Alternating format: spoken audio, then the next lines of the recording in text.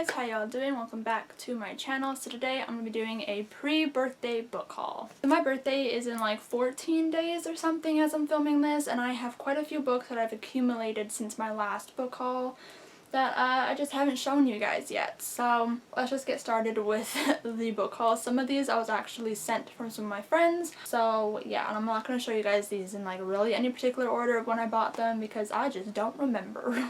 So I guess I'll just show you the two books that I received from my friends since my last book haul. So the first one is The Princess and the Fangirl by Ashley Poston. I was sent this by Julia from A Reader's World. She's so sweet. She wrote me this cute little message and everything, and god damn it, I love her so much. This is the companion novel to Geekerella by Ashley Poston. If you guys know at all, you know I love that book with my whole heart. I love it. And this one is A Princess and the Pauper retelling. We basically follow Imogen, who is your kind of run-of-the-mill fangirl. She's a super fan of the Starfield franchise, which we are introduced to in Geekerella. She's at this convention and running this like kind of petition to save Amara, who is the princess from the Starfield movie. And then we also follow Jessica, who plays Princess Amara, and all she wants is to be done with the franchise. She's also at this convention, and she thought, you know, I'm going to do this one movie and that's going to be it. I don't want to do any more. One day, the script for the second movie gets leaked, and she thinks it is her copy of the script that's been leaked. So she has to try and find the person who is leaking it and posting it all over social media. Meanwhile, Imogen has been mistaken for Jessica and put onto a panel as Jessica. Jessica decides to use this to her advantage and kind of scheme with Imogen. So Imogen takes Jessica's place for the weekend of the convention while Jessica tries to find who is leaking her script everywhere. And it's a really adorable story. Love it. Lots of representation in it, which is amazing. We get lots of different LGBTQ type relationships, which I adore so much. So if you have not yet read Geekerella or The Princess and the Fangirl, I highly recommend it. You don't have to read this one before reading Geekerella, but I do recommend that you do, just so you can get more background information on everything that's happening in this book. We also see cameos from characters from that book that you would appreciate more by reading Geekerella first.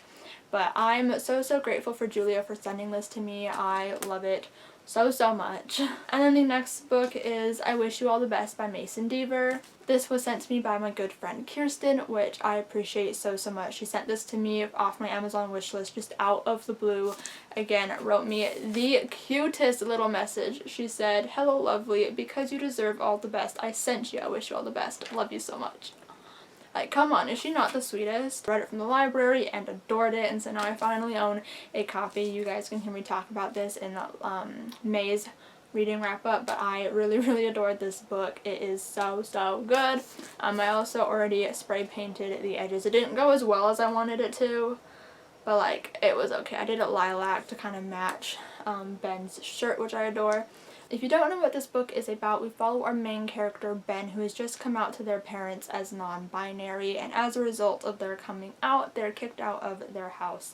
They have to go live with their sister, who they haven't seen in 10 years, go to a new school, and try to come to terms with the fact that their parents kicked them out of their house because of who they are. And it's just this really beautiful story. It's just so good. It is an own voices novel, as the author Mason Deaver is also non-binary, and it is just such a good novel. I definitely recommend it. So thank you, Kirsten, for sending this to me. I adore it with my whole heart.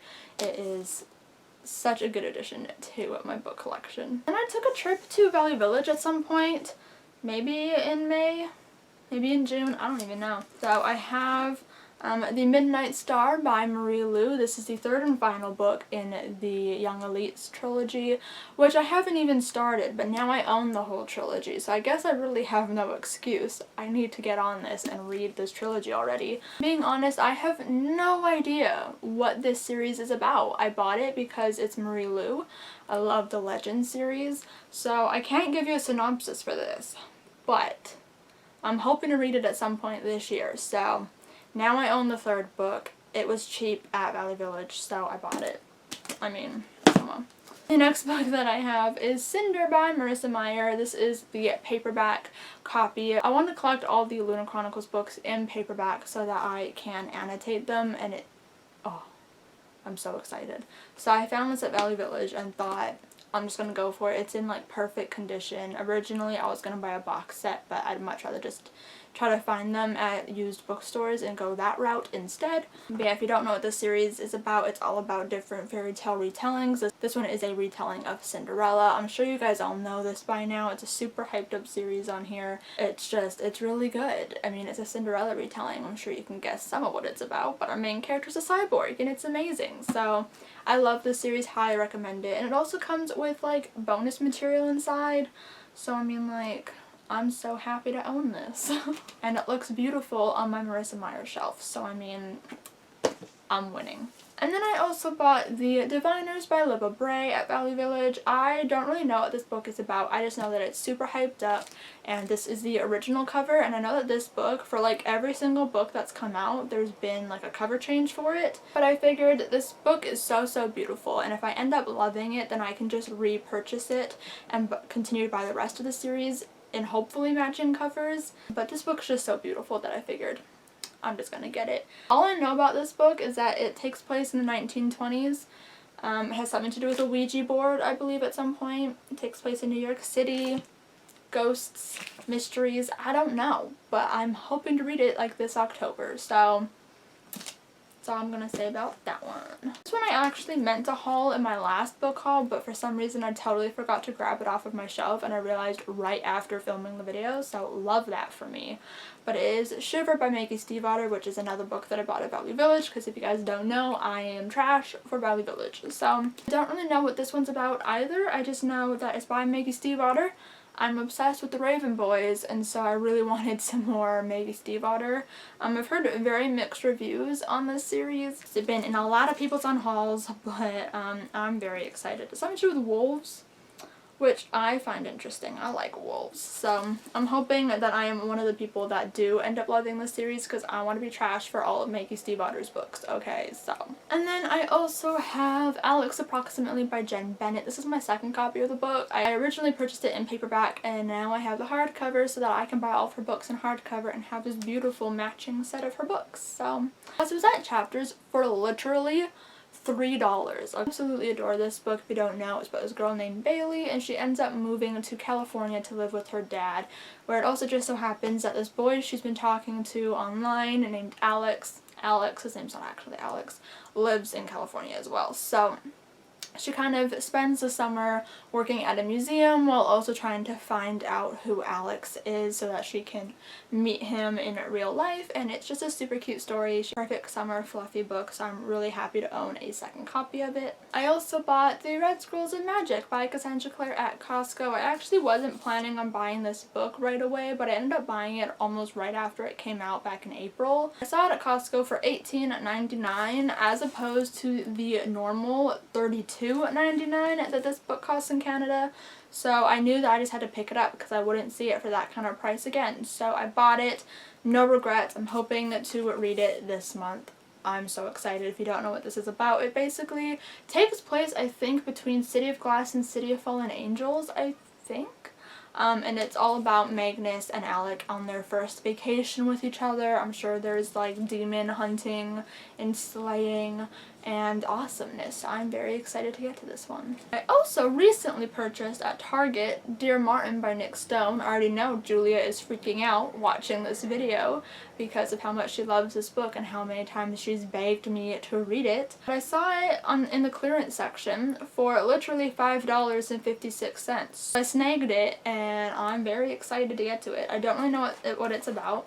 I know that it's kind of like similar to like The Hate You Give with like Black Lives Matter, but I don't really know. What I do know is that the main character writes letters to Martin Luther King, hence what's called Dear Martin. That's all I really know, but I'm very excited to get to it. I know it's going to be like a hard-hitting book just like The Hate You Give was. It's going to be really emotional, but I'm Really looking forward to it. I'm hoping again to read it this month. It's super tiny, so hoping that it won't take me too long. And the last 2 books in my haul are actually the same book, and I just have 2 copies of it.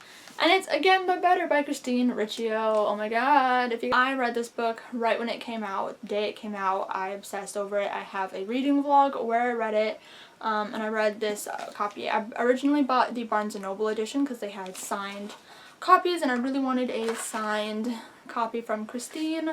And it also has the French toast cover, which is like the standard naked cover, and then it also has a deleted scene and a Q&A with Christine, so I really wanted this edition, and I tabbed it. And then once I read it and loved it, I knew I wanted another copy, which is the Target exclusive edition, which has the watermelon under the cover, which is adorable, and then also has an annotated chapter, which I have not yet read, but do want to do very soon. I also spray painted the edges, and it didn't turn out that great. It probably looks good from afar, but up close, it ain't hot. But anyways, I want to annotate this eventually the next time that I read it. But if you don't know, or if you've been living under a hole, you don't know what this book's about. This book is basically about Shane, and she realizes that she's been doing college all wrong, and she hasn't been getting that real college experience that she always thought she'd get. So she ends up making this decision to study abroad in London and go to school there, and she ends up doing a lot of traveling, and she meets this boy named Pilot and has a crush on him, and it's just a really cute story, and it reminds me a lot of like old classic YA books, but with a twist, and I'm obsessed. So highly recommend this book. I don't think it's for everybody because a lot of people haven't been enjoying it, but like I'm trash for it, so I own 2 copies now. Those are all of the books that I've bought in since my last haul, so thank you guys for watching. I hope you enjoyed. If you did, give it a huge thumbs up. Comment down below if you've read and enjoyed any of these books that I've hauled today. Subscribe if you have not yet already, and I'll see you guys next time. Bye!